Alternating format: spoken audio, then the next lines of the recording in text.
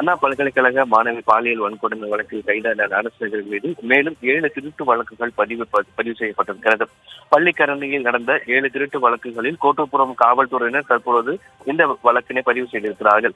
அவரை 3 நாட்களில் காவலில் எடுத்து பள்ளிக்கரணை போலீசார் விசாரணை மேற்கொண்டு வருகிறார்கள். கடந்த 2022ஆம் ஆண்டு முதல் 2024ஆம் ஆண்டு வரை பள்ளிக்கரணை பகுதியில் இருக்கக்கூடிய வில்லா டைப் வீடுகளை குறிவைத்து காரில் வந்து கொள்ளையடித்ததாக போலீசாரிடம் வாக்குமூலம் அளித்திருக்கிறார். முதற்கட்டமாக பள்ளிக்கரணை பகுதியில் 7 வீடுகளில் கைவரிசை காட்டியதை ஒப்புக்கொண்டதாகவும் போலீஸ் தரப்பில் தகவல் என்பது தெரிவிக்கப்பட்டிருக்கிறது.